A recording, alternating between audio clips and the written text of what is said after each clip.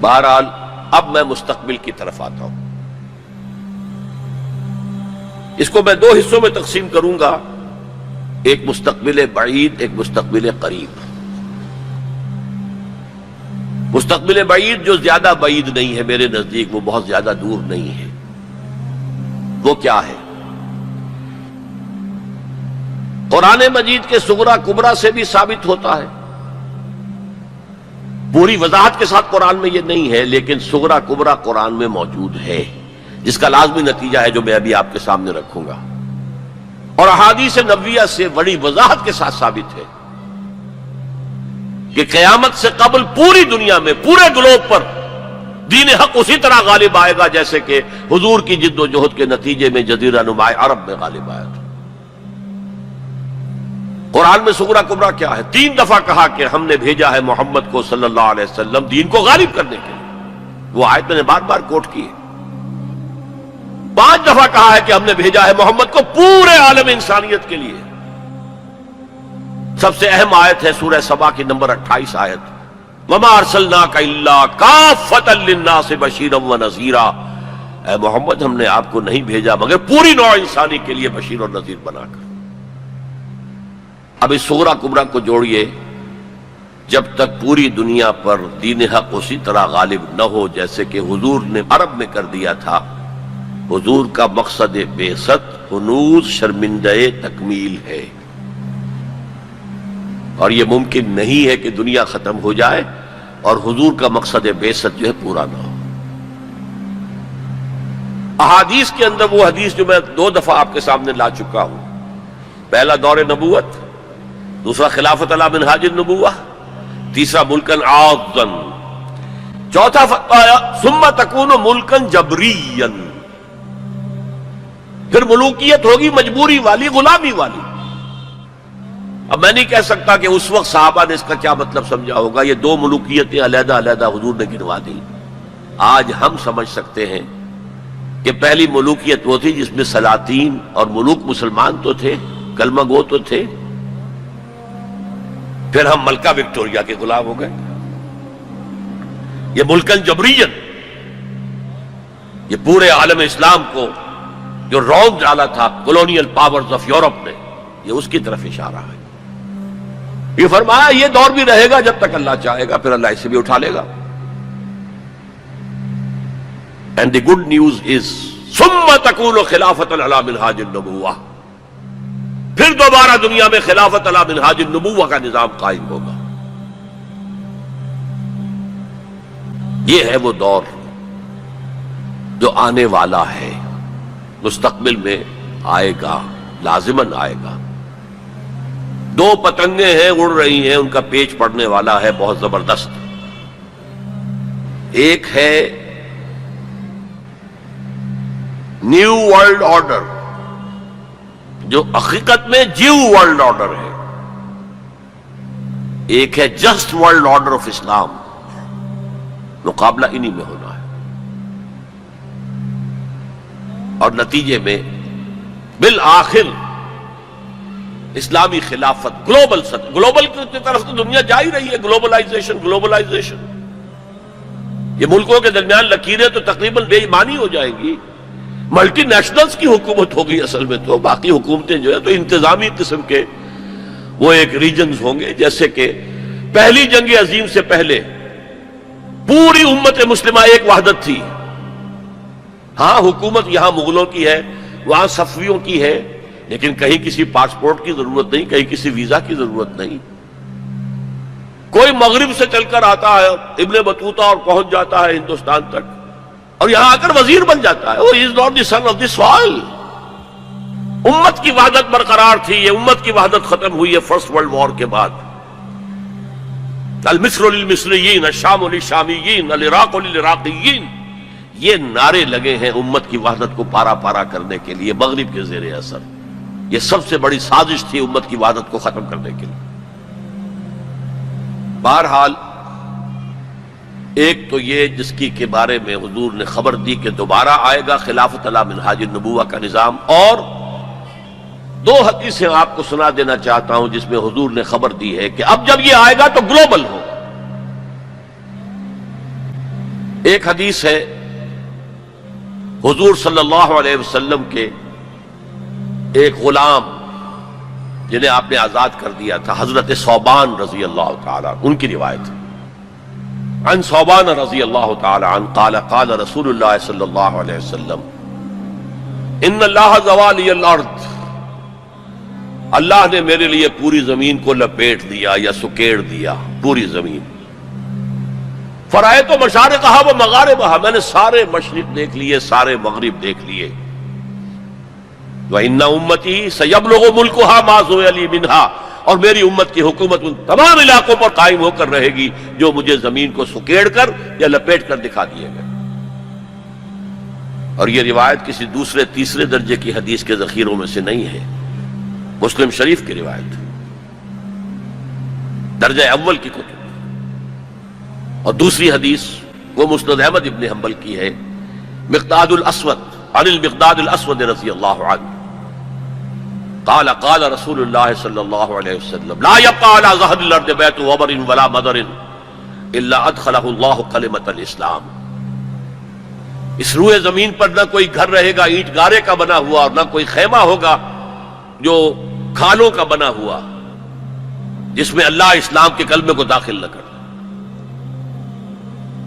بعز عزیز اور ذل ذلیل، یہ داخلہ دو میں سے ایک طریقے پر ہوگا، یا عزت والے کے اعزاز کے ساتھ، یعنی وہ خود اسلام قبول کر لے گا تو اس کے گھر میں یا اس کے خیمے میں اسلام داخل ہوگا، اس کی بھی عزت ہوگی۔ وَلِلَّهِ الْعِزَّةُ وَلِرَسُولِهِ وَلِلْمُؤْمِنِينَ، عزت کا حقدار تو اللہ ہے، اس کے رسول ہے اور اہل ایمان ہے۔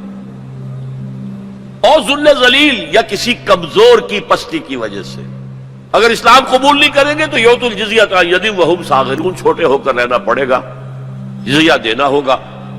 گویا کہ اسلام تو اس کے خیمے اور گھر میں بھی داخل ہو گیا، وہ خود محروم رہا۔ جب حضور نے یہ فرمایا تو حضرت مقداد پھر کہتے ہیں کہ میں نے کہا وَيَكُونَ الدِّينُ كُلُّهُ لِلَّهِ، تب ہوگی وہ بات جو سورہ انفال میں آئی ہے کہ دین کل کا کل اللہ کے لیے ہو جائے گا۔ تو یہ تو ہے مستقبل بعید جس کا سارا دار و مدار میرے بیان میں حالات کے حوالے سے نہیں ہے، حالات میں ہمیں اس کے کوئی آثار نظر نہیں آ رہے، حالات بہت مایوس کن ہیں، لیکن حضور کی دی ہوئی خبریں ہیں، وَهُوَ الصَّادِقُ الْمَصْدُوقُ، منطقی طور پر بھی میں ان کا قائل ہوں اور حضور کی احادیث کی روح سے بھی قائل ہوں۔ اس سے پہلے جو مستقبل قریب ہے، اس میں ابھی مسلمانوں پر بہت سخت دن آئیں گے، عذاب کا کوڑا اور شدید سے شدید تر ہو۔ اس کو یوں سمجھیے کہ وہ جو حدیث جس سے میں نے بات شروع کی تھی، حزم النعل بالنعل، تو باقی سارے عذاب تو کاربن کاپی ثابت ہو گئے، ادھر ایشورینز، ادھر کروسیڈرز، ادھر نیبوکڈنیزر، ادھر تاتاریز، ادھر گریکس اینڈ رومنز، ادھر بقیہ ویسٹرن اینڈ سینٹرل یورپ۔ یہ تو صاف صاف نظر آ گیا جو پچھلی صدی میں ہوا یہودیوں کے ساتھ، 6 million of them decimated، ختم کیے گئے ہٹلر کے ہاتھوں۔ اس کی کاربن کاپی بھی تو آنے والی ہے، اور یہ آئے گی اربوں پر۔ آج اللہ کے دین کے سب سے بڑے مجرم عرب، کیوں؟ عام قاعدہ ہے جن کے رتبے ہیں سوا، ان کی سوا مشکل ہے۔ حضور کے ازواج سے کہا گیا کہ نہیں، اگر تم کوئی غلط حرکت کرو گی دوہری سزا ملے گی تمہیں، تمہارا رتبہ بہت اونچا ہے، تم نبی کے گھر میں آباد ہو۔ عربوں کو اللہ نے فضیلت دی کہ محمد ان میں سے تھے، رسول عربی ہیں صلی اللہ علیہ وسلم۔ یہ رتبہ بلند ملا جس کو مل گیا، ہر مدعی کے واسطے دار و رسن کہاں۔ پھر سب سے بڑی فضیلت کیا ہے؟ ان کی اپنی مادری زبان میں قرآن موجود ہے، اللہ کا کلام۔ ان کو قرآن کے سمجھنے میں کوئی دقت تو نہیں ہے۔ یہاں میں تو آپ سے کہتا رہا ہوں عربی سیکھیں، عربی سیکھیں، عربی سیکھیں، تاکہ قرآن کو اس کی اپنی اصل زبان میں اپنی آنکھوں سے پڑھ سکیں۔ وہاں تو ان کو تو ضرورت نہیں۔ پھر بھی ان کا اگر یہ حال رہا کہ جو ملک بھی کولونیل رول سے آزاد ہوا اس نے یا تو اپنا قبلہ کر لیا ماسکو کی طرف اور یا واشنگٹن کی طرف، تو ان سے بڑا مجرم اور کوئی نہیں۔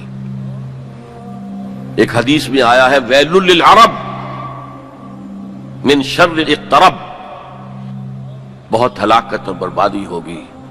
ایک مرتبہ ام سلمہ رضی اللہ تعالی عنہا نے، ام المومنین، پوچھا کہ یہ جو آپ فرما رہے ہیں کہ اتنی بڑی تباہی آئے گی، اتنے بڑے مسلمانوں کے اوپر برے حالات آئیں گے، تو عرب اس روز کہاں ہوں گے؟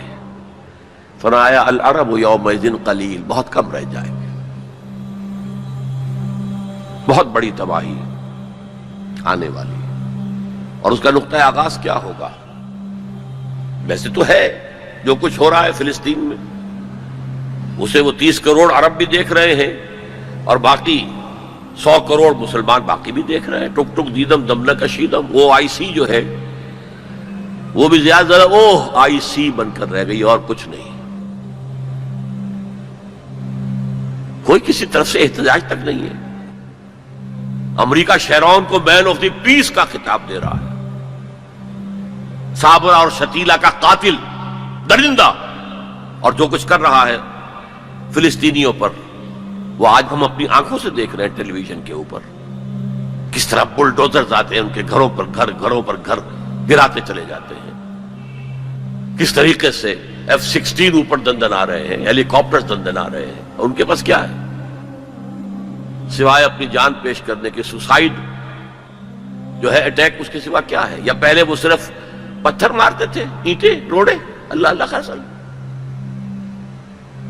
تو یہ ضربت علیہم الذلۃ والمسکنۃ وباؤوا بغضب من اللہ تو پہلے ہی ہو چکا ہے۔ لیکن جن دو چیزوں پر یہودیوں کا اور west white Anglo Saxon Protestants کا اتفاق ہے، وہ ایجنڈا، 4 نکاتی ایجنڈے پر یہ متفق ہیں۔ نمبر 1، جلد از جلد وہ جنگ ہونی چاہیے جس کی خبر بائبل میں دی گئی ہے، ارمگیڈون، بائبل کی آخری کتاب ہے ریویلیشنز، مکاشفات یوحنا۔ یہ یوحنا جون جو ہے یہ حضرت یحییٰ نہیں، حضرت مسیح کے حواریوں میں سے ایک جون ہے، ان کے مکاشفات ہیں، اور اس میں یہ ہے کہ ایک بہت بڑی جنگ ہوگی تاریخ انسانی کی، ارمگیڈون۔ اور اگر آپ دیکھیں گے ڈکشنری میں تو لکھا ملے گا very big war which will be fought between the forces of good and evil before the end of this world۔ آرمیگیڈون جلد از جلد ہونی چاہیے۔ نمبر 1، عراق پر حملہ اس کا نقطہ آغاز ہے۔ آگے یہ سلسلہ کدھر بڑھتا ہے یہ ابھی دیکھنے کی بات ہے۔ نمبر 2، گریٹر اسرائیل قائم ہونا چاہیے تاکہ پوری دنیا کی یہودی آ کر سما جائے۔ ابھی تو اس چھوٹے سے اسرائیل میں تو ساری دنیا کی یہودی تو نہیں آ سکتی۔ اور یہ کہ فلسطینیوں سے اس ارض فلسطین کو پاک کیا جائے تاکہ نہ رہے بانس نہ بجے بانسری، یہ خودکش حملے بھی ختم ہو جائیں،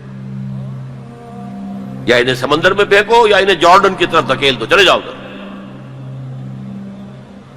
نمبر 3، مسجد اقصی اور ڈوم آف دی راک، قبۃ الصخرہ کو گرایا جائے۔